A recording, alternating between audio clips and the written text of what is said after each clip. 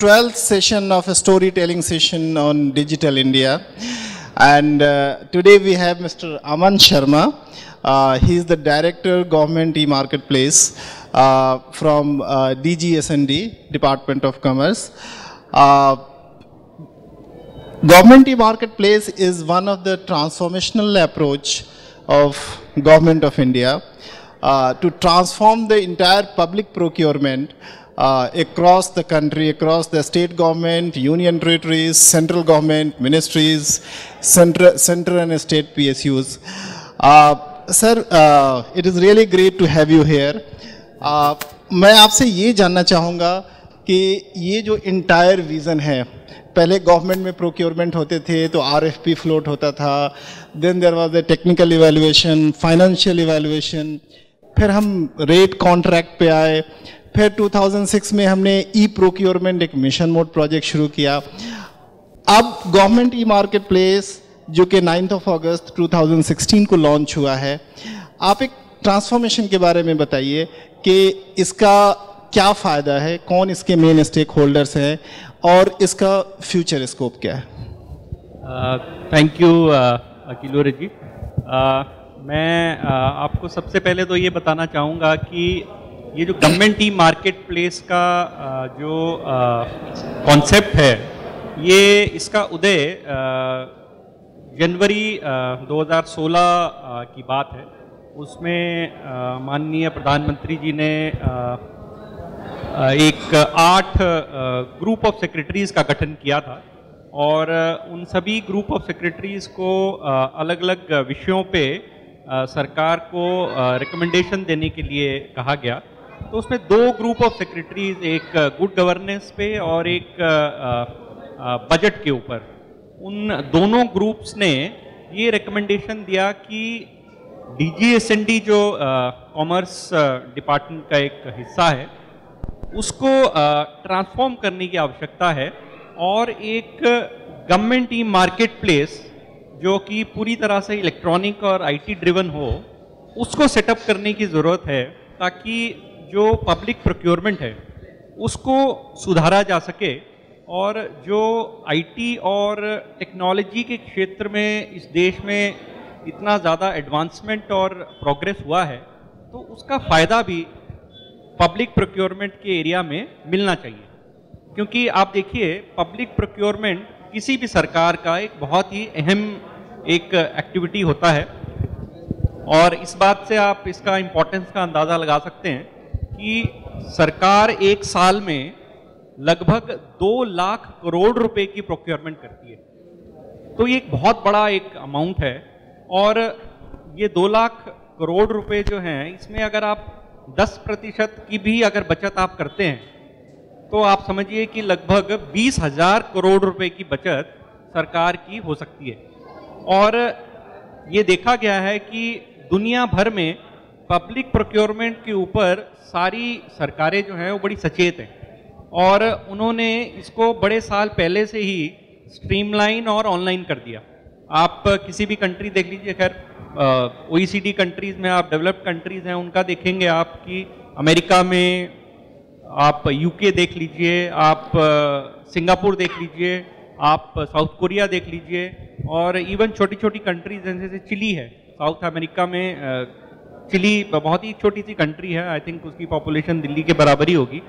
उन्होंने भी आज से लगभग 15 से 18 साल पहले ही अपना सारा पब्लिक प्रोक्योरमेंट सेंट्रलाइज करके उसको ऑनलाइन कर लिया और इससे ना सिर्फ उन्होंने अपने सरकारी पैसे की बचत की है, बल्कि साथ साथ अपनी जो डोमेस्टिक इंडस्ट्री है उसको भी बड़ा उन्होंने एक फिलिप दिया है. और आप देखिए, कोरिया में ऐसा एक अभी सिचुएशन है कि जो कोनेप्स उनकी एक एजेंसी है जो पब्लिक प्रोक्योरमेंट करती है, वो पूरी मेक इन कोरिया को इतना उन्होंने ज़्यादा प्रमोट किया है कि सरकार सब कुछ ही मेक इन कोरिया खरीदती है वहाँ पे और एज अ रिजल्ट उनकी जो कोरियन इंडस्ट्री है वो बहुत ही ज़्यादा जो है उसको फ़ायदा मिलता है.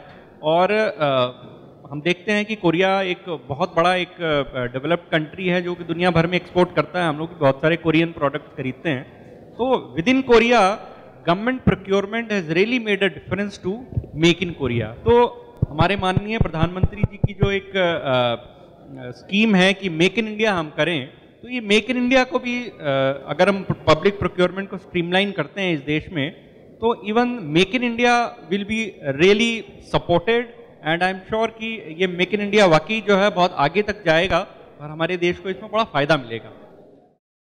One thing that generally people now ask about GEM or they are appreciating it, goods are something or the products are something which DGSND have been doing for quite some time. So we have transformed from e-procurement to now e-market. Now the service part, which DGSND was not doing earlier, now which has been included, that is one of the attraction point of GEM at this point of time. People are talking about taxi services, which they never even heard before.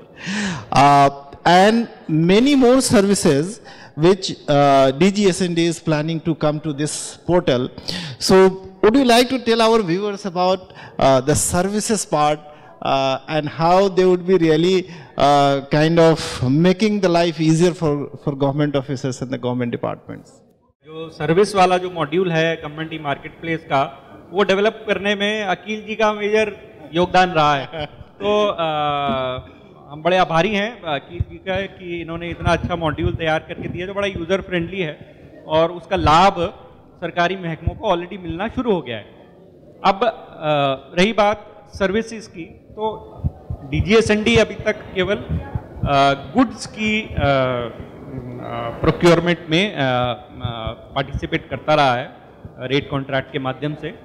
अभी services पहली बार हमने इस क्षेत्र में entry की है और ये बताते हुए मुझे बड़ी खुशी हो रही है कि ऑलरेडी सर्विसेज में टैक्सी सर्विस तो अवेलेबल है ही, इसके साथ साथ हमने 10 और सर्विसेज के पैरामीटर्स, उनके SLA सारे डेवलप कर लिए हैं and within the next I would say fortnight और सो ये 10 सर्विसेज और अवेलेबल GEM पे हो जाएंगी। अब बात करते हैं टैक्सी सर्विस की। हम देखते हैं आजकल सरकारी महकमों में सरकार की ये पॉलिसी हो गई है कि नई गाड़ियां नहीं खरीदनी है। फाइनेंस मिनिस्ट्री के ये आदेश हैं कि नई गाड़ी केवल कंडेमनेशन के अगेंस्ट में खरीदी जाएगी और फ्रेश कोई परचेज गाड़ियों की स्टाफ कार्स की नहीं होगी। केवल ऑपरेशनल व्हीकल्स की वो अलाउ करते हैं, स्टाफ कार की नहीं करते अलाउ।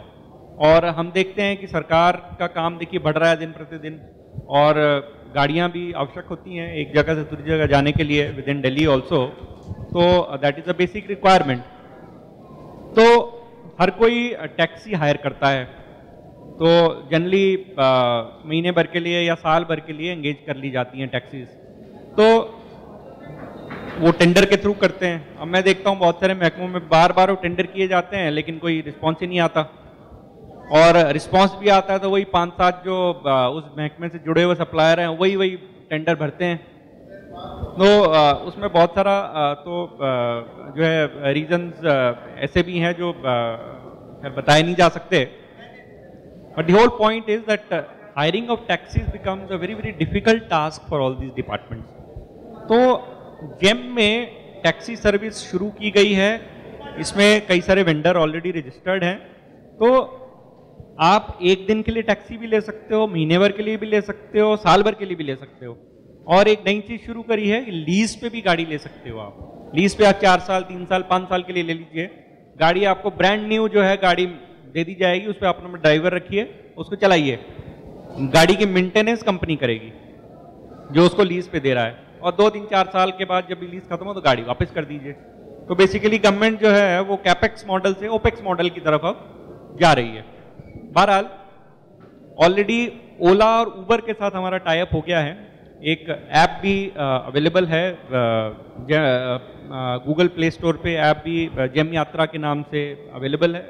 कोई भी सरकारी अधिकारी उस ऐप को डाउनलोड करके कहीं भी जाना हो दिल्ली में, ओला उबर अपना बुला लिया और जाइए आप, आपको पे नहीं करना है। ओला उबर मंथली पैसा जो है रेज बिल करेगी उस पर्टिकुलर डिपार्टमेंट को, और कोई सर्च प्राइसिंग नहीं है गवर्नमेंट के लिए।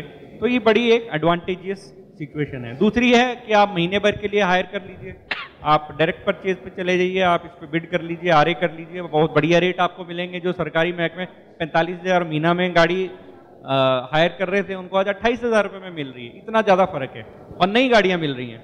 मैं देखता हूँ कई महकमे बेचारे 6-6 साल 10-10 साल पुरानी गाड़ियों में घूम रहे हैं, तो the quality of service is very bad. इसमें आपको वो सब प्रॉब्लम नहीं है। ऑलरेडी जो हमारे यूजर्स हैं जो इस जेम के थ्रू टैक्सीज ले रहे हैं, बड़े खुश हैं। नई गाड़ियां मिल रही हैं, बेहतर सर्विस मिल रही है, और इसमें ऑनलाइन आप लॉग बुक भी भरते हैं। कोई भी ऑफिसर है वो ऑनलाइन लॉग बुक भरेगा।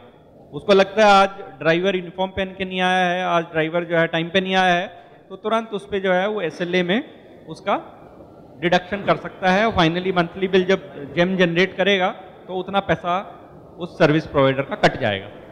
तो the service provider is forced to give better service to the customers.